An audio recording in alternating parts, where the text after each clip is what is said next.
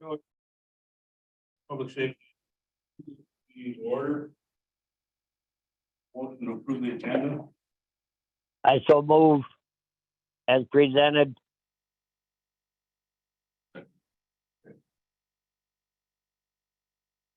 All in favor, signify by saying aye. Aye. Aye. Need the minutes for November 1st, 2022.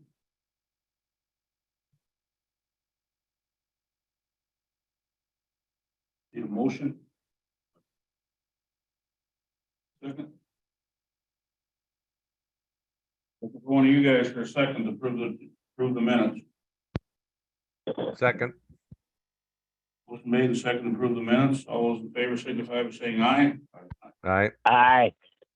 Before I go to public comments, Jay Luke's excused today, so he will not be here. Public comments, any public comments? Any public comments? Hearing none, we'll move on. Receipt of information from supervisors not seated. As committee members, I don't see any. From Administrator Netherland, I don't see him either, but he's on his way. He's on his way. Okay, we'll get back to him. Mr. Norby, Dave from Highway Commission. Yeah, I'll start off with the division updates and projects. Right now for the 2022 projects at Highway, the highway construction projects, we budgeted 2.18 million.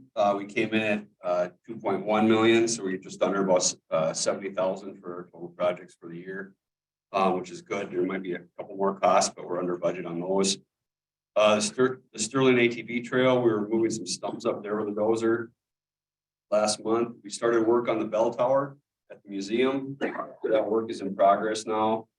Sawmill trail, the brushing project and the adding gravel on that trail is complete. We're just getting our vendor paid on that one. We did start on the warming shelter at D.D. Kennedy for the cross country skiing, which was part of the PTAG projects. We're going through, we're starting the recruitment and going through the job descriptions for the recycling labor position that was approved in the budget. Staffing is still an issue. We're 6 openings down at Highway, 1 in facilities. Been working with our auditor. CLA will be on site March 13th of 2023 to work on closing our highway books. With that, the other 2022 projects, the Clam Falls Dam, the boring was complete with the barge. The 3 borings they did there, the south boring had 12 feet of water, 11 feet to the rock from sediment, so 23 feet total. The center boring was 13 feet of water, 17 feet of sediment to the rock. And the north boring was 8.5 feet of water and 16 feet to the rock. So just waiting on a response from the engineers on cost of what that height of that dam would be on that side. And if it would be more expensive than our current estimates. The Atlas Dam. Did you say you're, Flo, did you say you're short 6 people in highway? Yes, we got 5 maintenance workers and 1 mechanic currently open. Wow. The Atlas Pretty Dam. critical. Preliminary plans for repairs are almost complete for review. We're setting up meetings for review with DNR and the state on that one. The recycling project continues to work towards plans and the business plan. Staff is working on grants for equipment and more bins for our sites. The Justice Center project, we have heat in the building, not balanced yet or commissioned, but we do have heat. We're starting to remove the temporary heaters. The office moves for the final phase for phase 3 with HR in that is the week of December 26th, right after Christmas. December 7th, the furniture in the boardroom is installed. And we are, if you've been up there, the customer service windows are hard to talk through. We are looking right now at alternatives for amplifiers for those windows from Torx and that. So Parks and Trails, the bridge on 270th over the Gandy, that has been hit again by a box truck. DNR has been contacted. We were on site. We met with them, It's still closed to groomers, but they found an alternate trail around them to get for the pass for the time being. Rod and I met with DNR on maintaining the Stour, drove the Stour. Look at our maintenance issues. We wanted to go over how we do our maintenance and if there was anything that we need to change. December 7th, tomorrow, we talked to Friends of the Stour group in my office to explain our maintenance practices and open up that dialogue with the Friends group. 2023 projects, the Justice Center roof. The pre-bid meeting is tomorrow. For that, the ads are in the paper and our bid opening is December 21st at Highway. So we can award that contract in January and start on the project. Staff is working on our other bids and specifications for 2023 and working with DOA on that process going forward with that. What's that, John? No, I'm just listening. On the federal projects that you guys scored the selections, the rural project on County Road F, SEH, was awarded that. The bridge on 30th Street was Cooper Engineering. And the bridge on 357th Avenue, County Road W and County Road H were awarded to CARES. And that's been approved by the state.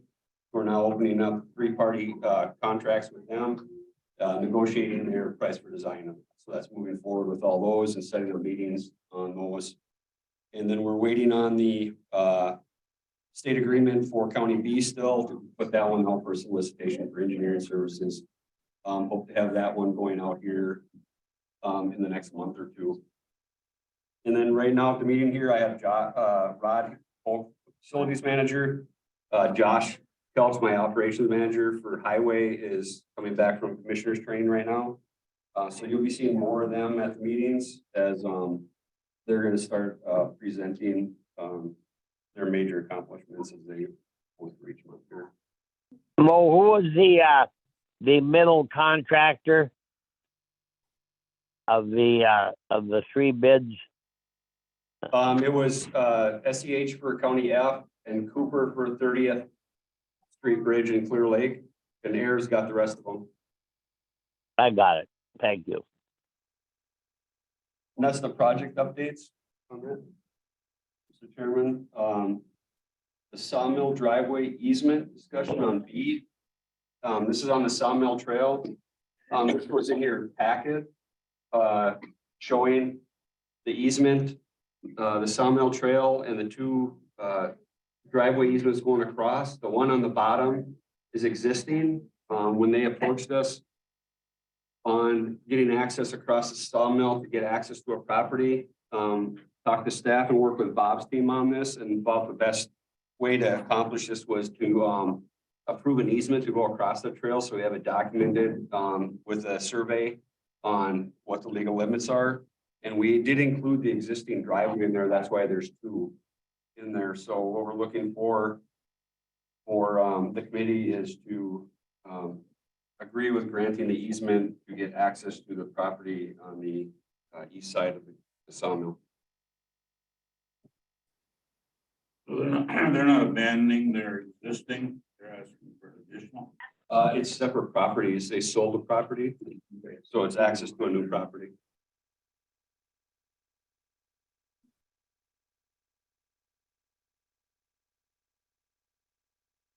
Here, do you need more? Just a couple more questions, Mo. So what about the signage that then? I've never been down that. Each crossing will be signed the same way the existing ones are.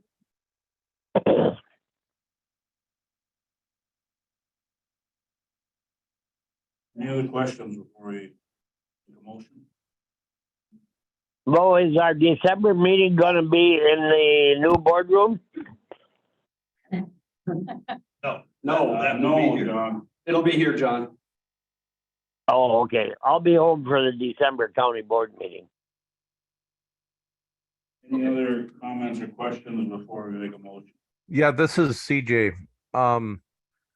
That Clam Falls results, is there any do you have any kind of gauge as to how those bore results deviated from what we had expected we would find there? The only thing was they anticipated that the sediment would be approximately 6 feet Oh, under, and we found it to be what else there? 7 to 10 feet. Up to 17 feet. Yeah. On two sides and 11 foot on the south end. So we're just kind of waiting to see how that affects the budget. Right. Okay. So it was a significant difference in what we'd expected there. But yeah, 2 to 3 times the sediment that they thought was there. Right. Okay. Thanks. No other questions? I'll entertain a motion to approve the easements. Make a motion. I so move. Okay, second, Second. all those in favor, signify by saying aye. All right. Aye. Carries. Sure. Then, but they did hit rock, right? They They did hit always rock. hit rock. Yep.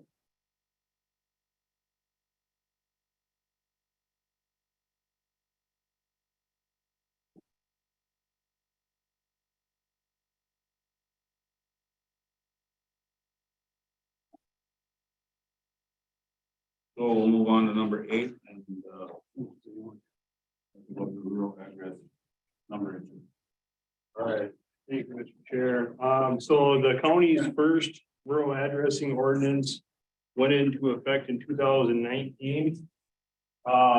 We were kind of anticipating what the new next generation 911 platform was gonna look like. They actually came out, and when I say they, the state came out with the actual standard protocol in 2020 for NG 911. And so we're working with Brad, our GIS coordinator, on this text. You'll see there's a lot of red text there, but basically we're trying to now take our ordinance and fit it with that protocol that was put out by the state. So there's not a lot of substance changes. It's just text from like changing parcel or lot into real property, which is what they call it. There was one change that worked with Mo on, and that was as far as street signs and who's in charge of placement of the signs. And so he clarified that, which is what I just handed out. It's in the body of that email. And that was the only change from what you guys were supplied in your packet. So there was one other, what I would call more of the substantial change, which has already been through Environmental Services Committee because it's a fee related. And the towns always get $25 currently for every address sign that they put up. That's supposed to cover the cost of the post and their time going out and installing the sign. The Environmental Services Committee increased that $25 to $50. And so that was approved through them. I just want to make you guys aware that is done. Just with the increased cost of post and labor and everything, we thought that was fitting. And we really didn't increase our rural address fee either. So that kind of stayed the same. So that's at 150. The towns get 50, and then we take the 100 to remain to buy the sign and to take and put it on the GIS and do all the mapping. So site visit out there to see where the driveway is, so we're doing all that for the $100. Well, one of the things in that I've noticed, and that was on your guys' agenda, and I realize it's different kind of signage, but in the ordinance here, what we've had for a long time, that our county cemeteries, our county public parking areas, and our trails would have address signage and that, because those are public gathering spots. And so in this graph, you'll see it's in there again, but we took and broke out the trails portion, and working with Mo and Rod and Mike, and that we went ahead and actually ordered today, and that's 69 signs for the Gandy, the Sawmill, the Cattail, and the new Sterling Loop area there. Anytime one of those trails crosses a public road, they're now going to have an address sign.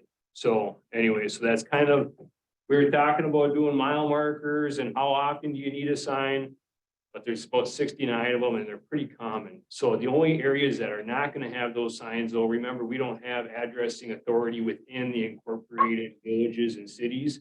So those won't have it, but anytime they're under the unincorporated areas of the county, there is gonna be an address sign at each intersection. So those, right now, we're having a hard time getting signs. They're taking a long time. I don't know if they're just bogged down or what. But hopefully we will have those in the spring and be able to install them next spring. So the town will install them next spring. Sorry, not the county. With that, there's not really anything else in there that's really big changes or that's going to change how we operate. We're just trying to make sure that it's very similar to NG 911. Want to mention the, in the event this gets approved, the public hearing at the subsequent meeting? Correct. Yep. And so, yeah, right now, this is just kind of for your first glance at it. We do have to hold a public hearing for it. There's really no big rush for that. So definitely willing to work with Mo on setting that up and that for one of your future meetings, maybe in January or February. So. Any questions? Too many. A lot of red ink. There is. It's kind of confusing, but. There is. You guys had a chance to look at this? So you think it's gonna? Yeah, that's all I care about is when every street has a number. Every associated with street. it, even if it has a name. Covered. So we're working with that. You know, ARPA funds and that came to all counties and towns. And so we've had the fortunate ability to be able to work with some of our towns. So last spring, we went through the town of West Sweden. The town wanted to order all new signs. So we corrected all of their non-compliant addresses to comply. We did the town of Beaver and that early fall. And Bob and I actually have a meeting Thursday night. We're going back to the town of Lincoln, talk to them, and then we've already been there once, but there's an area right around South Shore Drive. And that was one of the areas in that we amended in the text. There's simply just not enough addresses in that the way our 4-number system is set up. Basically, we only have 100 addresses to assign for every 1 mile section of road. 50 on the north, 50 on the south, or east and west. And so if you take a mile, it's 5,280 feet, and you take a 100-foot lot, and that we've got 52 addresses that can go in a mile on each side. So a lot of these lake lots where we've got 50 and 75-foot lots, that's where we're running into the issues. And so that's where that we're trying to take and get them so that they're compliant. Because here this last spring of 22, and that we actually had an email out of the blue. We weren't looking for it or anything. And it came from the postal service down in Madison. And they're like, what is wrong with your guys' addressing and that with all your alpha characters that follow? So 1750A, 170th Avenue. And so because there's no physical location for them. And so they're having problems even sorting people's mail because they're recognize that A. So that's another thing. But we're trying to do it with the towns. You can imagine there's a ton of addresses in the county. And we want the town's support when we're going through and changing these addresses. Just for the town of Beaver, we had 117 addresses that we had to change. Town of Lincoln, I think we're at 303 for that. Town of West Sweden, right around 200. And I think the town of West Sweden, I think they only had 2 people that were, a little upset. And that because what we're doing is we're correcting those bad addresses. So anyway, so yeah, there hasn't been a lot of blowback, fortunately, lately on these. But we're trying to do it as budget allows, and we're just trying to go through and kind of when there's an issue, and that's when we correct it. And typically it's either the town's coming to us, or if, emergency services has an issue, or if there's a new building. So we're on those lake lots and we got a lot right in the middle and it goes from 1735 to 1737. We don't have anything to assign the new house. Then we look at what do we need to do to get it into compliance. So, all right. Okay. So we will see it again. Yep. So we'll work with Mo and that, and we'll get it set up for public hearing. Like I said, there isn't anything that's big changes in there. I don't think we're gonna have opposition or even support, on that. So it should be a fairly simple public hearing. Just a process we gotta go, and then after that, it would go. Any questions for him? John, CJ, any questions? No, thank you for the John. update though. Same here. Thank you. Okay, thank you. We'll go back to Vince and get into the update. Okay, I apologize for being late today, but a couple of things. First, last month, we had Doug Johnson here, and I think he spoke to this about NORTAC. The other representative from the county was Chris Nelson, no longer on the board and no longer on NORTAC. So I've asked Mr. Luke if he'd like to appoint someone. But I think now it's a matter of kind of looking for people who might be interested in participating in that committee. I think they meet, 4 times a year? Twice. Twice a year. Yes. Twice a year, dealing with snowmobile trails, northwestern region. So if there is a supervisor, I think that would be ideal. On the other hand, we do have a potential candidate who could be considered in Mike Ninke. You recall, he's one basically replaced Ben in the Parks and Trails area, so he could be a representative. So I wanted you to be aware of that. So if you know of someone that has an interest in that, let me know. The old jail, there've been some questions of late, so I thought I'd bring up in this committee, again, just kind of reemphasize what we've done. The old jail needed some significant updates to its fire and safety equipment, as well as AC, HVAC, and that type of thing, running into the several hundreds of thousands of dollars to begin. And so the decision that we presented this to the board several months ago, and we agreed rather than redo the jail with the 1974 portion of the building, that we would use it for storage and use it for keeping things that need to be stayed, but we can't inhabit it with people. To do so would require this significant expense. So of late, we've had a few groups inquire about it. The idea is, hey, it's not being used for anything. Let's go ahead and use that jail. ADRC considered it a year ago as a potential kitchen for some of their needs, and they decided it really wasn't adequate or didn't meet their needs. So just in the event supervisors get asked that question, there is a reason that we've had kinship move into county building, as well as the behavioral health task force. Yeah, mental health task force. So, What was the number? What was the number to update the building? well, 100? hundreds, like approaching $1 million. It was, just the fire and water was going to be Fire was, 270 or the something. fire was, just the fire alarm system was 70,000. Right now it's to do that number, it's another 20 grand. So 90 grand is for the fire. Air conditioning and heating, not to mention the remodeling of the jail cells, the offices, that type of thing. P-TAG, just so you know, I think this was mentioned in an administrator's report last time, but P-TAG has not met since they completed their work on the master plan. And rather than have those people waiting, we decided to disband it for now.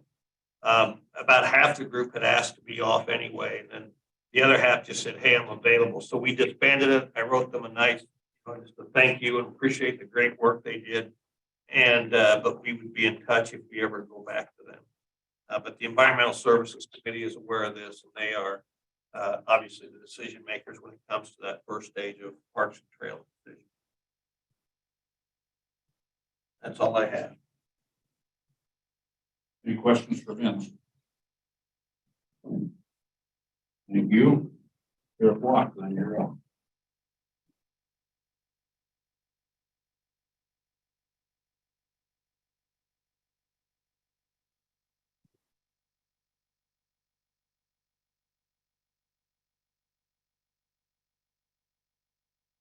There's some drug stats.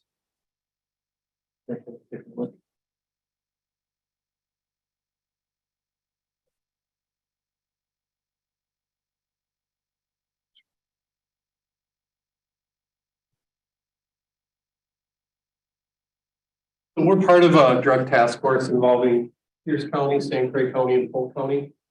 And they do quarterly reports, and I just wanted to share one of them with you just to show some of the drug activity that goes on in Polk County.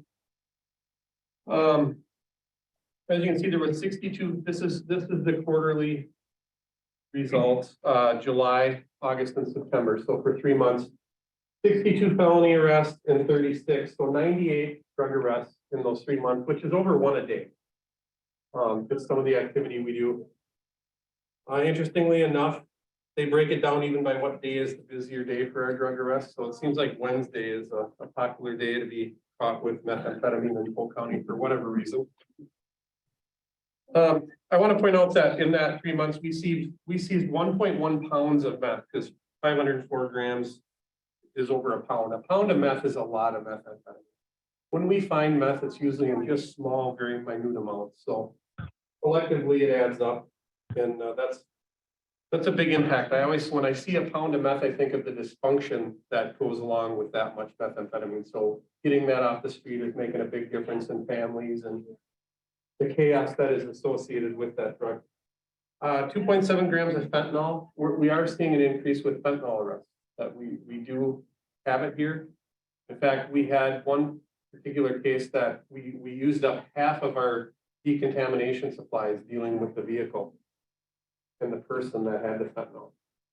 Very, very dangerous substance, you know, and there is a process. In fact, Don brought in a company that taught us how to handle if we have fentanyl in a car, because it can be deadly. So we have some chemicals that we have to mix up, and you know, we're finding enough of this now that we're starting to deplete our decontamination supplies. So not a big deal, we'll get more of it, but just pointing out that this is impacting our community.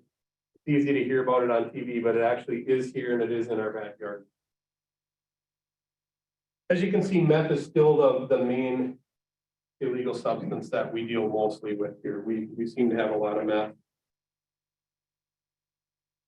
A little bit of cocaine, a little bit of heroin.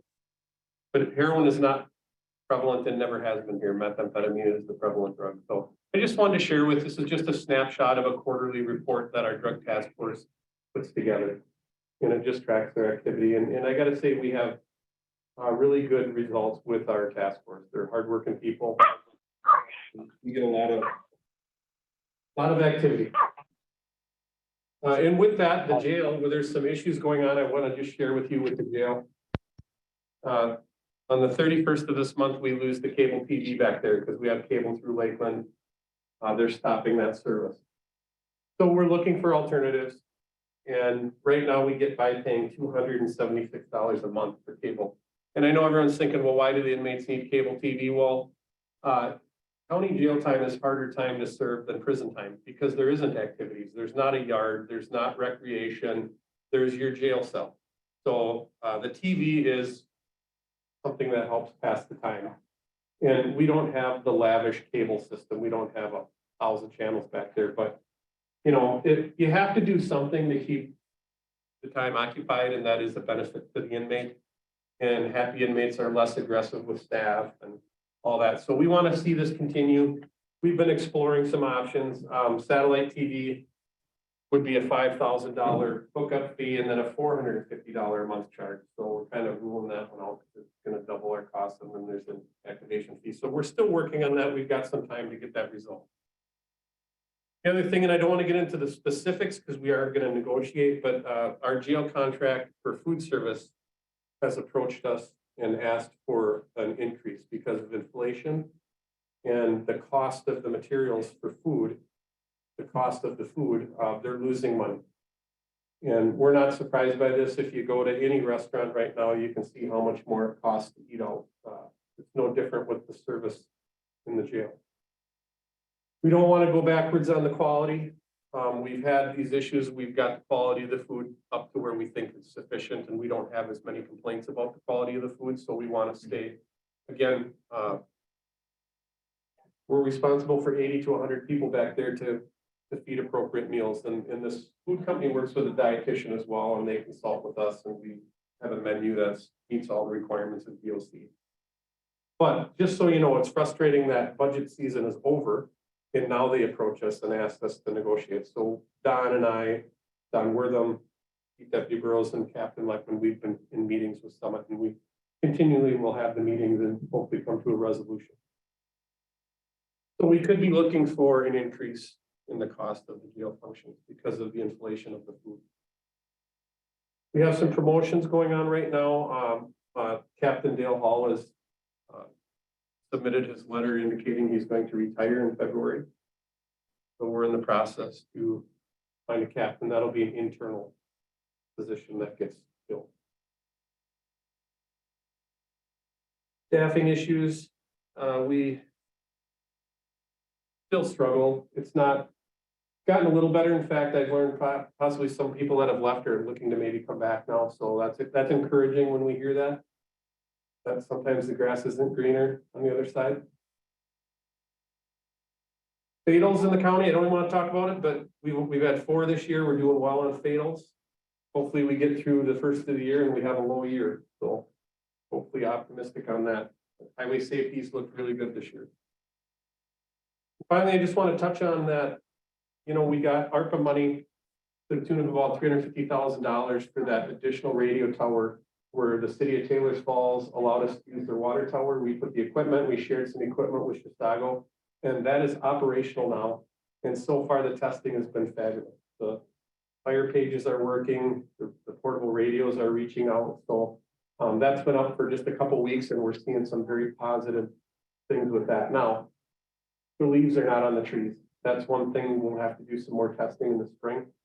And that can always impact communications once all the leaves come back on the trees. But so far it appears really optimistic. So I'm excited to give that news out and very thankful that the county spent that money. And I'm very appreciative of Taylor Falls City to work with us and collaborate and let us share equipment. Because to put up a new tower standalone would have been close to $1 million. So this was $350,000, big savings for everybody. Any questions? Sir, may I ask a question? You go right ahead. In these numbers, if somebody were arrested and had meth and THC and fentanyl, would they be a separate count or did you just pick one? If Typically it's the high, well, typically for the first bracket, it's felony level. So if you see that it's THC, that had to be enough quantity to get us to that felony level. So, you know, I'll be perfectly honest, you don't usually just find a house or a car with just meth. Usually it's meth and marijuana or whatever. But it's typically the highest level charge we try to quote it at.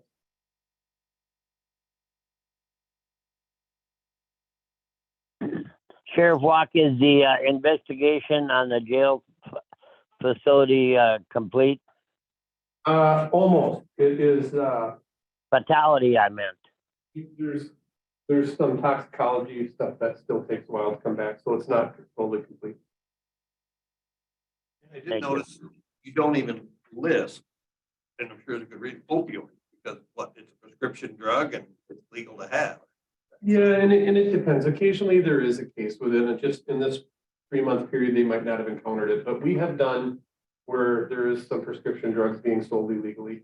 That somebody maybe gets the prescription for Oxy and then they sell the pills separate to other people. So there are occasionally cases with that, but you know, it really does show the snapshot that meth is still our predominant main problem in this county with substance abuse.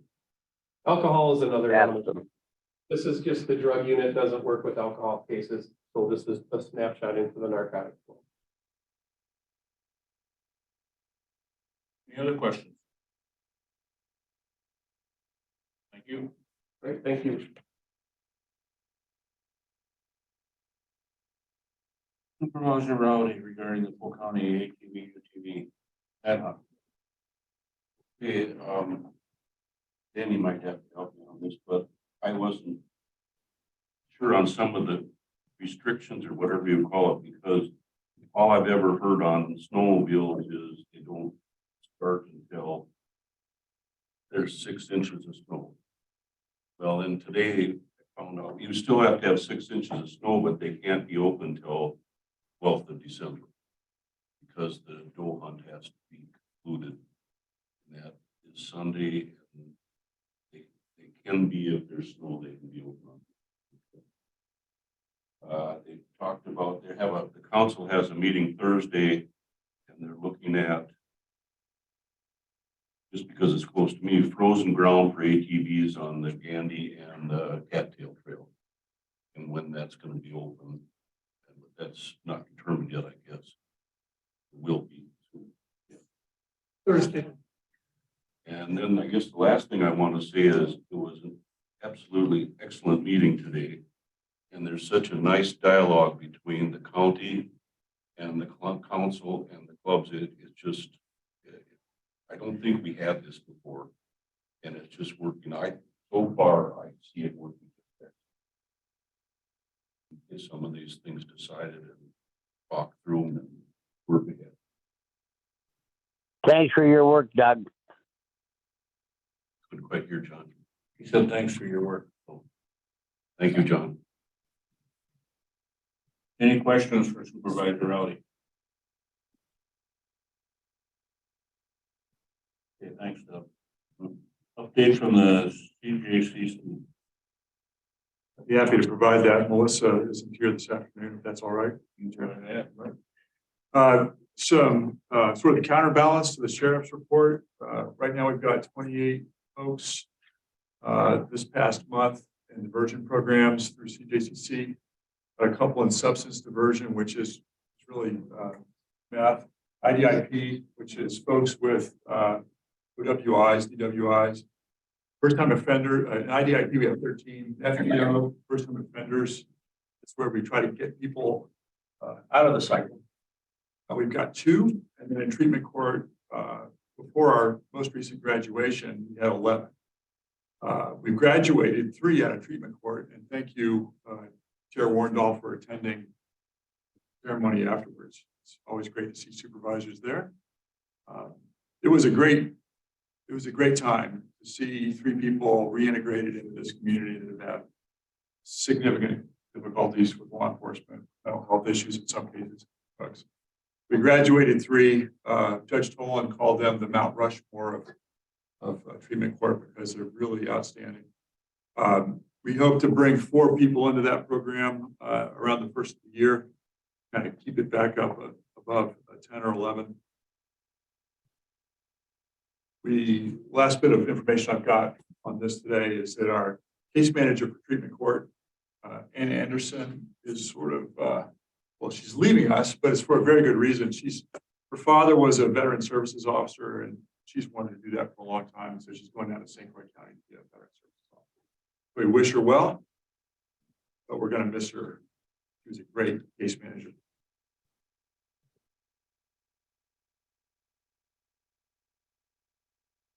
Any questions? Hearing none, we'll work plan, which I don't know if we have anything.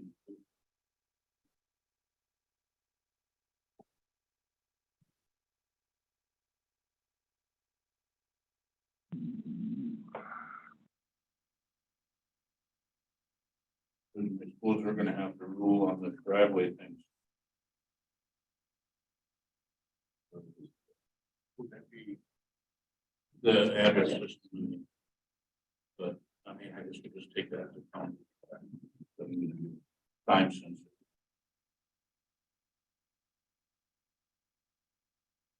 So then we need to identify subjects for matters for the next meeting. I don't think we have any, or we'll put on.